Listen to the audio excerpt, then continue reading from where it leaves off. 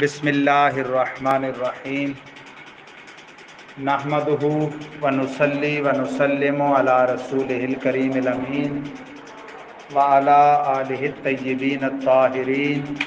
وازواجہ الطاہرات امہات المؤمنین وسائر الصحابۃ والتابعین واولیاء امتہ الکاملین وعلماء اہل سنتہ اجمعین اما بعد فاعوذ باللہ من الشیطان الرجیم بسم اللہ الرحمن الرحیم وانتم الاعلون ان کنتم مؤمنین صدق اللہ العظیم وصدق رسولہ النبی الکریم الامین وقال اللہ تعالی فی مقام آخر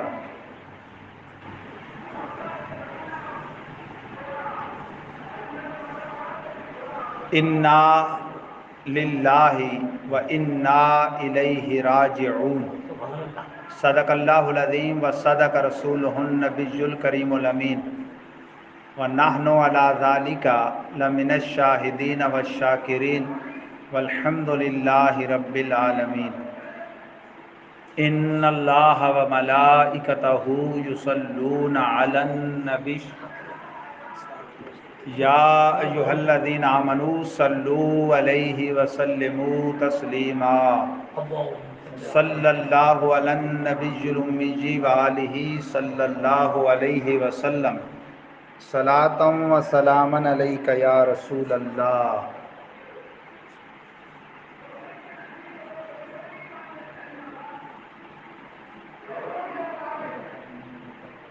مصطفیٰ جان رحمت پہ لاکھوں سلام، شمع بزم ہدایت پہ لاکھوں سلام، جس سہانی گھڑی چمکا طیبہ کا چاند اس دل افروز ساعت پہ لاکھوں سلام، پہلے سجدے پہ روز ازل سے درود، یادگاری امت پہ لاکھوں سلام، آب تطہیر سے جس میں پودے جمے اس ریاض نجابت پہ لاکھوں سلام، خون خیر الرسل سے ہے جن کا پاک خمیر ان کی بے لوث طینت پہ لاکھوں سلام، وہ حسن مجتبیٰ سید الاسقیاء راکب دوش عزت پہ لاکھوں سلام، وہ حسین شاہ کربلا شاہ گلگوں کوبا حلہ پوش شہادت پہ لاکھوں سلام، بے حساب و کتاب و عتاب و عذاب تا ابد اہل سنت پہ لاکھوں سلام، کاش محشر میں جب ان کی آمد ہو اور بھیجیں سب ان کی شوکت پہ لاکھوں سلام، مجھ سے خدمت کے قدسی کہیں ہاں رضا مصطفیٰ جان رحمت پہ لاکھوں سلام۔ حمد باری تعالیٰ اور دربار رسالت مآب علیہ افضل الصلوات و اکمل التسلیمات میں ہدیہ درود و تسلیمات اور بارگاہ ائمہ اہل بیت میں ہدیہ منقبت پیش کرنے کے بعد گرامی قدر حاضرین و ناظرین و سامعین، بحمداللہ آج 11 محرم الحرام 1443 سنی ہجری مطابق 20 اگست 2021 سنی عیسوی جمعہ کا روز روشن ہے۔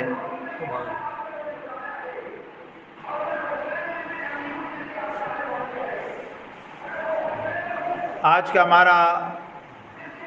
جمعہ کا عنوان اس وقت مرکزی جامع مسجد غوثیہ ہیڈ پکا میاں والی سٹی پنجاب پاکستان سے جس پر لب کشائی کرنے کی سعادت پا رہا ہوں وہ ہے فلسفہ شہادت۔ قرآن و سنت کی روشنی میں شہادت کی حقیقت اور اس کے مناقب کیا ہیں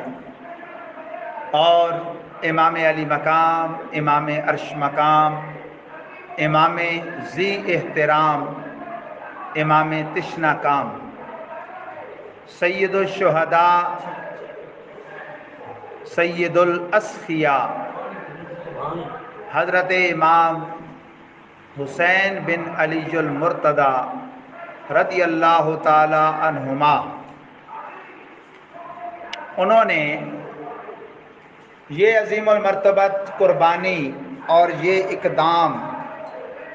کیوں فرمایا، اس میں کیا فلسفہ اور کیا حقیقت تھی،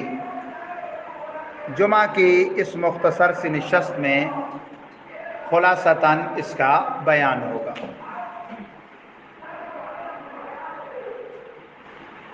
درود پاک پڑھیے۔ الصلاة والسلام عليك يا سيدي يا رسول الله، الصلاة والسلام عليك يا حبيب الله، الصلاة والسلام عليك رحمة للعالمين۔ الصلاة والسلام علیک یا رسول اللہ، الصلاة والسلام علیک یا حبیب اللہ، الصلاة والسلام علیک یا خیر خلق اللہ، وعلی آلک واصحابک یا خاتم الانبیاء والمعصومین۔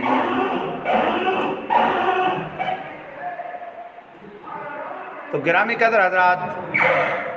رب العزت جل جلالہ و عما نوالہ ارشاد فرماتا ہے کہ اللہ رب العزت جل جلالہ کی بارگاہ میں حاضر ہونے والے اور اس کی طرف سے آنے والی آزمائشوں پر صبر و شکر بجا لانے والوں کی ایک شان یہ بھی ہے کہ ان سے اہل و عیال، مال و متاع، حتیٰ کہ جان بھی لے لی جائے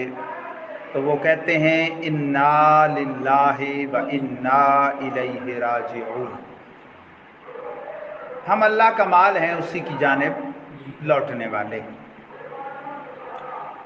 اور ایسے سربلند لوگوں کو اللہ کا یہ بھی مجدہ اور خوشخبری ہے وَأَنْتُمُ الْأَعْلَوْنَ إِن كُنتُم مُؤْمِنِينَ، کہ اگر تم مومن ہو تو بلند تم ہی، فاتح تم ہو، غالب تم ہو، منصور تم ہو، مظفر تم ہو، دشمن تمہارا شکست خوردہ ہے، وہ مغلوب ہے اور وہ تمہارے آگے جھک جانے والا اور بچھ جانے والا ہے۔ امام علی مقام رضی اللہ تعالی عنہ، آپ جس بدبخت حاکم وقت کے خلاف نکلے، آج اہل سنت کے اسٹیجوں سے کچھ بدبخت بھی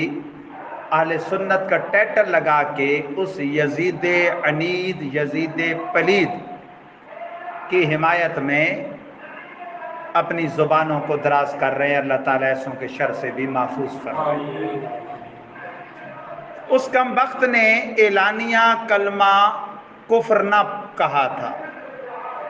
اس کم بخت نے اعلانیہ طور پہ اسلام کے کلمے کا اگرچہ انکار نہ کیا تھا، لیکن اسلام کی نشانیوں کے مٹانے اور مصطفوی طریقوں کو پامال کرنے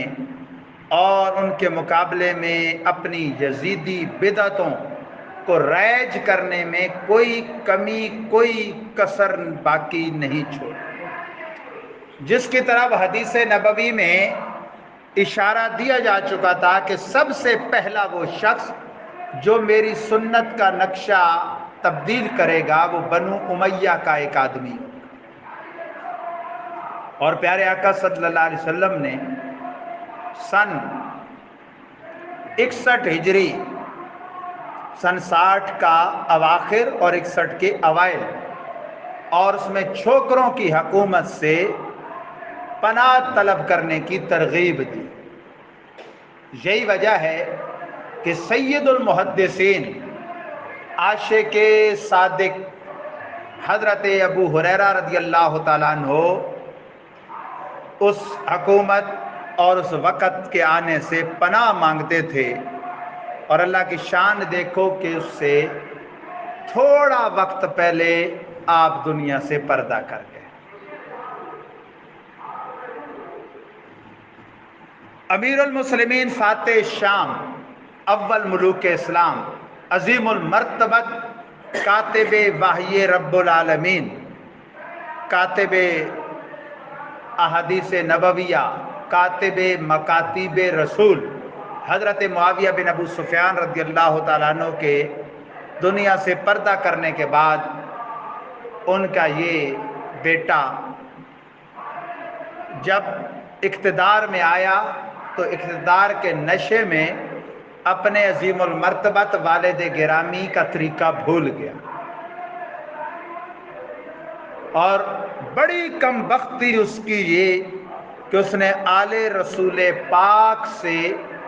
مخاصمت اور جھگڑا کیا، اور معاذ اللہ ثم معاذ اللہ قتل حسین کی اس نے ٹھان لی۔ پھر دیکھو اللہ نے کیسا اسے ذلیل و رسوا کیا کہ صبح قیامت تک حسینیت حق کی علامت بن گئی اور یزیدیت باطل کی پہچان بن گئی۔ جس کو بہت اچھے کام والا کہنا ہو تو کہتے ہیں کہ حسینی کردار والا ہے،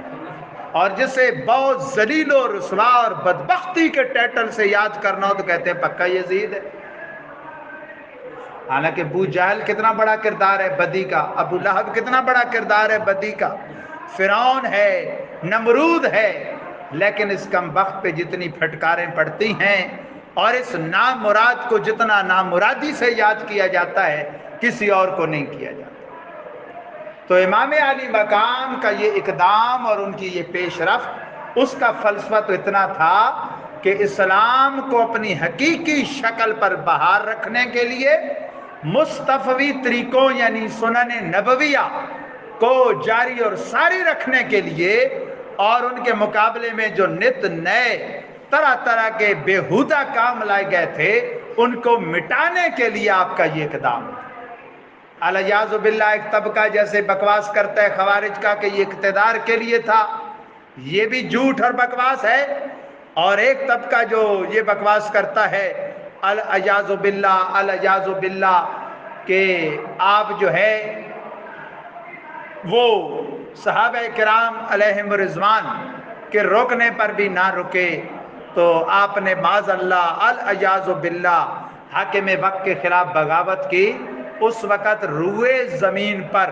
اسلامی حکومت کا پرچم بلند کرنے کا جو شخص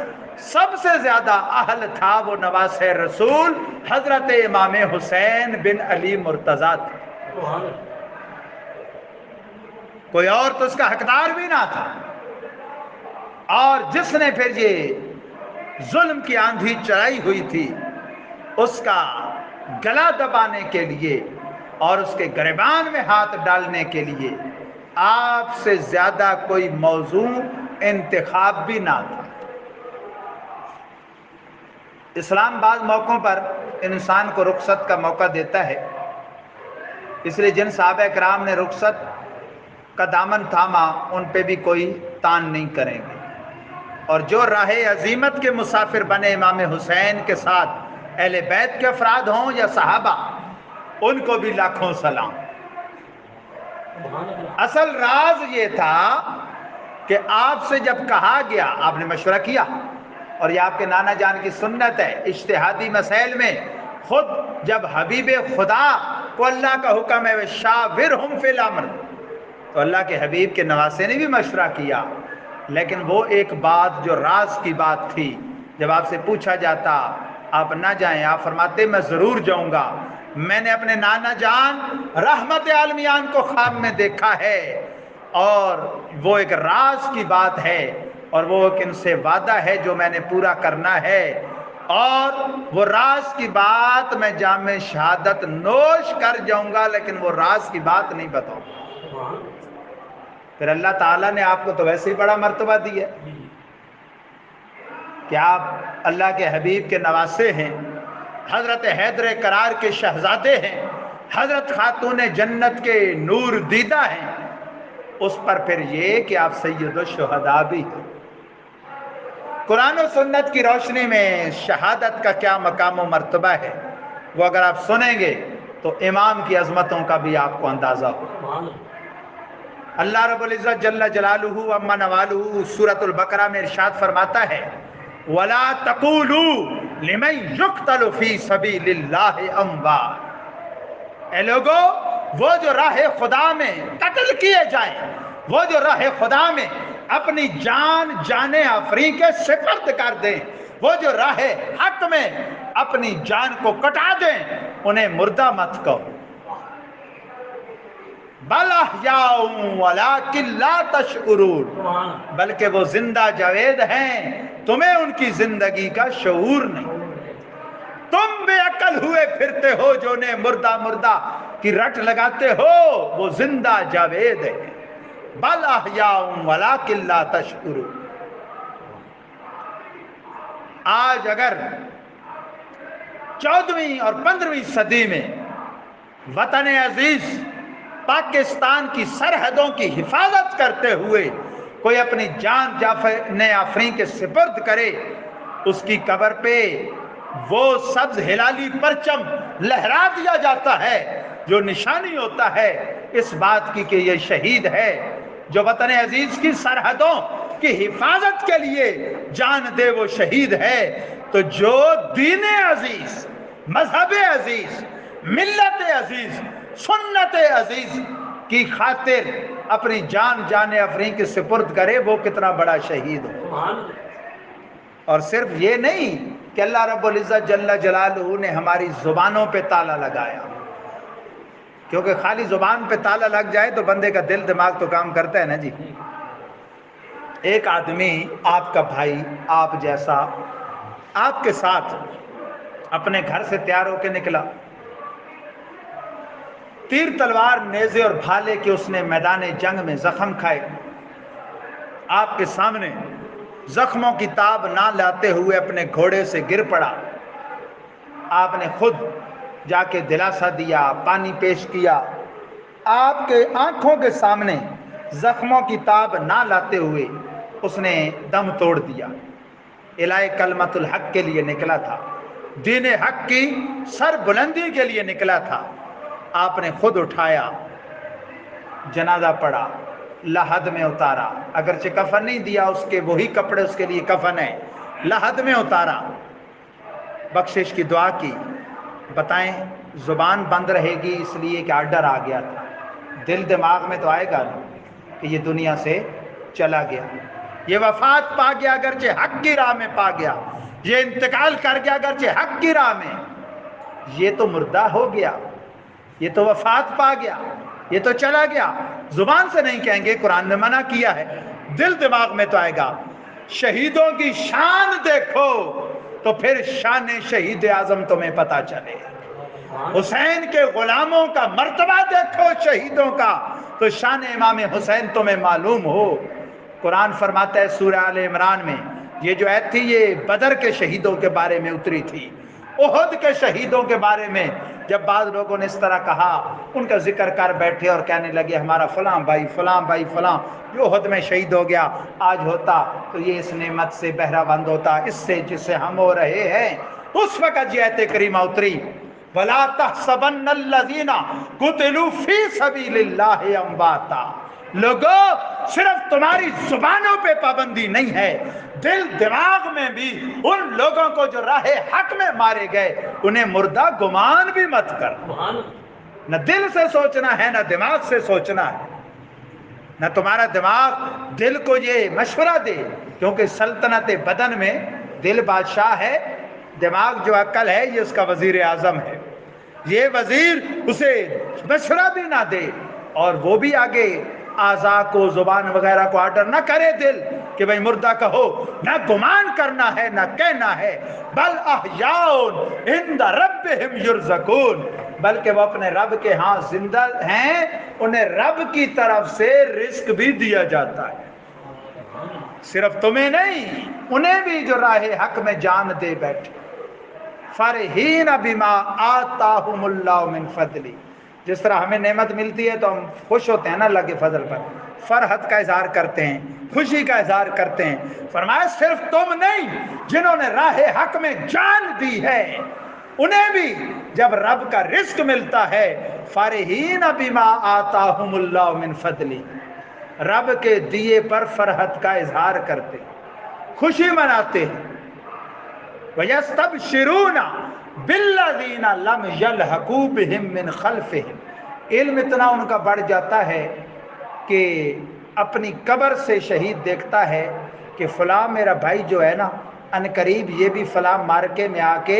جام شہادت نوش کرنے والا ہے اور ہمارے ساتھ ملنے والا ہے اور یہی نعمتیں پانے والا ہے۔ یستبشرون، خوشیاں مناتے ہیں، بالذین لم یلحقون بہم من خلفہم، ان لوگوں پر جو ان کے بعد ان کو آ کے ملیں گے۔ کتنی بڑی نعمت، شہادت کتنا بڑا مرتبہ۔ بخاری شریف میں اوائل کے اندر ایسی حدیثیں موجود ہیں، ہمارے آقا دو عالم کے داتا صلی اللہ علیہ وسلم فرماتے ہیں اقتلو ثم احیا ثم اقتلو ثم احیا ثم اقتلو ثم احیا، میں راہ حق میں قتل کیا جاؤں، میں شہادت کا مرتبہ پاؤں، پھر زندگی ملے، پھر شہید کیا جاؤں، پھر زندگی ملے، پھر شہید کیا جاؤں۔ آخر شہادت ایسی چیز تو ہے نا کہ اللہ کے حبیب امت کے طبیب، ساری مخلوق کے سید و سرور بار بار اس کی تمنا کرتے ہیں۔ اسی سورہ بقرہ کی آیت کی تفسیر میں اورنگزیب عالمگیر بادشاہ کے استاد حضرت شیخ احمد المعروف ملا جیون ہندی رحمۃ اللہ علیہ تفسیرات احمدیہ میں فرماتے ہیں، اور یہ بات تقریباً 2 درجن مفسرین نے لکھی ہے۔ وہ کہتے ہیں کہ یہ جو ہیں شہداء، ان کی شان یہ ہے ان ارواح الشہداء فی حواسل طیور خضر، سبز رنگ کے پرندوں کے قالب میں شہداء کی روحیں موجود ہوتی، یعنی بدن کس کا ہوتا ہے؟ سبز رنگ کے پرندے کا، اور وہ اڑتا پھرتا کس کے زور پہ ہے؟ شہید کی روح اس کے اندر ہوتی ہے۔ فرماتے ہیں تسرع فی الجنہ حیث تشاء منہا وتاکل منہا حیث تشاء، سبز رنگ کے پرندوں کے قالب میں وہ روحیں ہوتی ہیں، جنت میں جہاں چاہتی ہیں اڑتی پھرتی ہیں، جو چاہتی ہیں کھاتی پھرتی ہیں۔ رات زیر عرش لٹکی ہوئی قندیلوں میں بسیرا کرتی ہیں، یا آپ نے بعض بڑی مسجدوں میں دیکھی ہوگی وہ لمبی شمع، وہ قندیل اس طرح کی قندیلیں ان کے اندر بسیرا کرتی ہیں، جنت میں جہاں چاہتی ہیں سیر کرتی ہیں، جو چاہتی ہیں کھاتی ہیں۔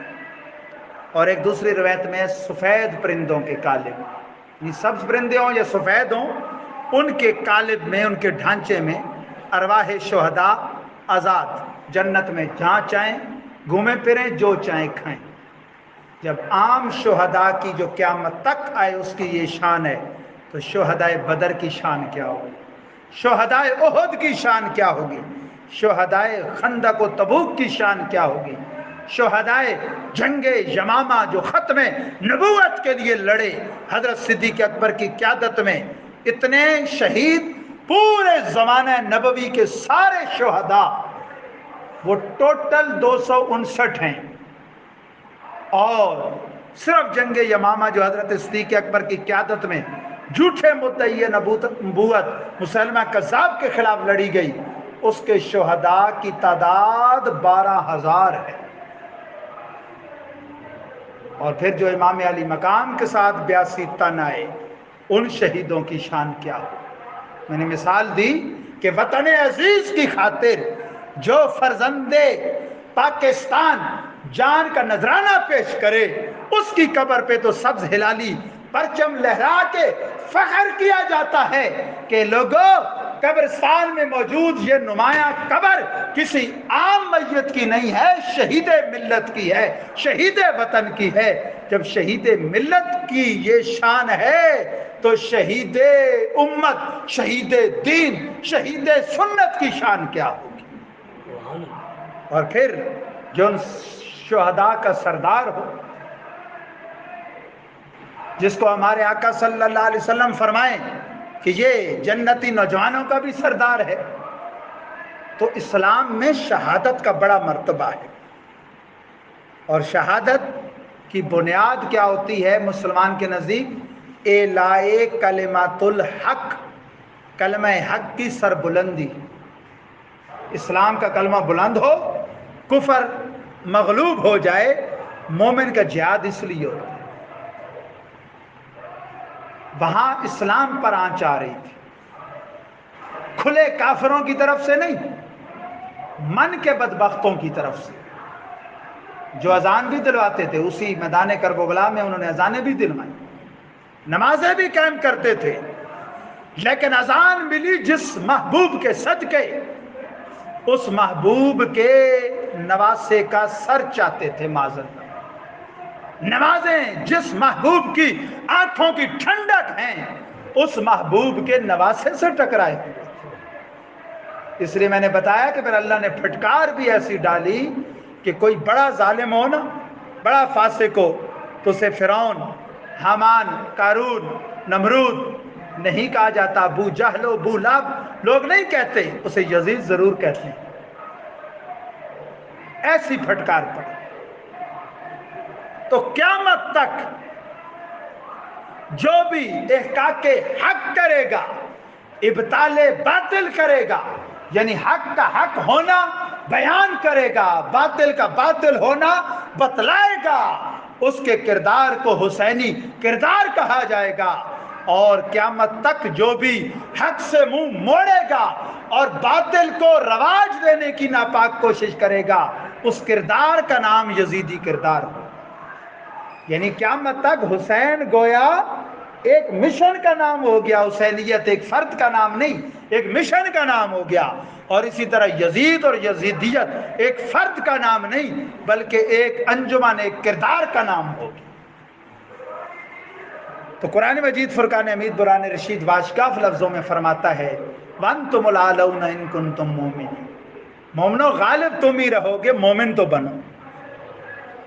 یعنی یہ نفس کو، اپنی ذات کو، اپنے نفس کو کتنا بڑا دھوکہ ہے کہ آدمی دعوے دار ہو حسینیت کے علم بردار ہونے کا، اور اپنے گھر میں وہ یزیدیت کو خود ہاتھوں سے اٹھا کے لائے۔ فلم، ڈرامے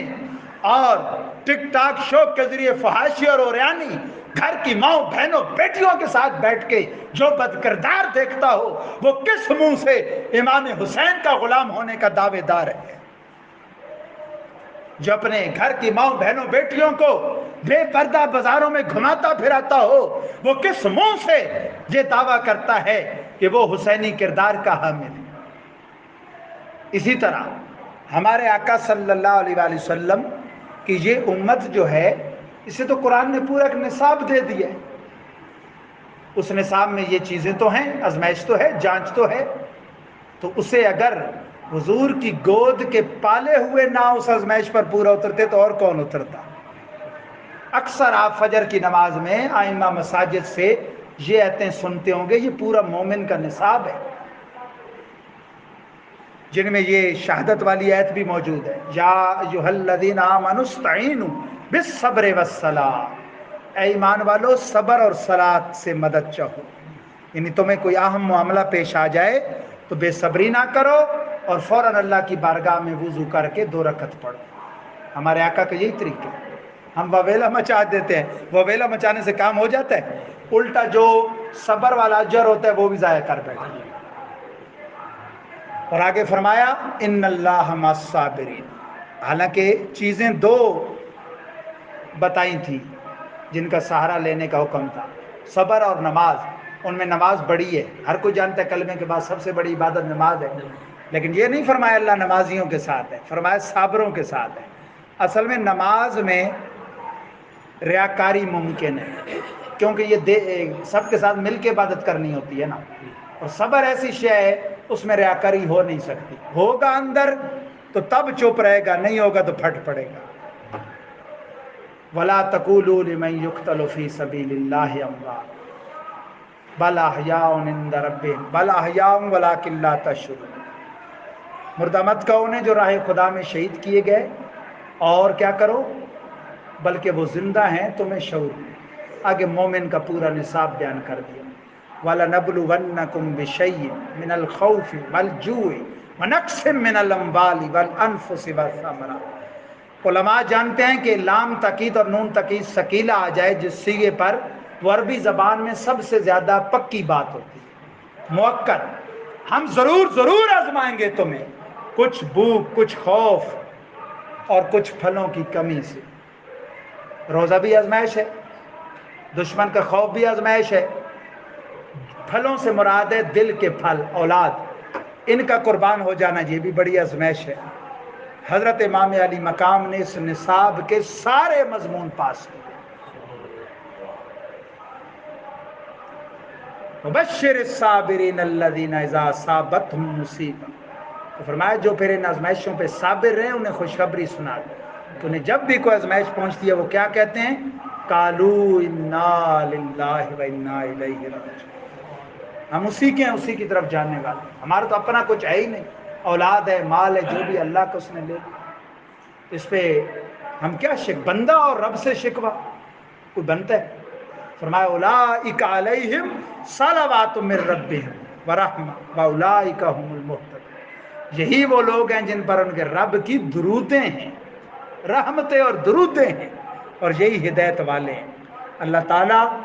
ان پاک بازان امت کے صدقے، خواہ وہ اہل بیت کرام کا قافلہ کرب و بلا ہو، خواہ وہ اہل بیت اور صحابہ کرام کا قافلہ احد و بدر والے ہوں، ان سب صابرین و شاکرین کے صدقے اور شہداء اسلام کے صدقے اللہ ہمیں بھی مومن کا یہ جو نصاب ہے اس میں سے کسی مضمون کا اللہ ہم سے اگر آزمائش لے ہمیں اس پرچے میں اللہ کامیابی نصیب فرمائے۔ آمین۔ بآخر دعوایا ان الحمد للہ رب العالمین وما توفیقی الا باللہ العلی العظیم۔ سنتیں ادا فرمائے۔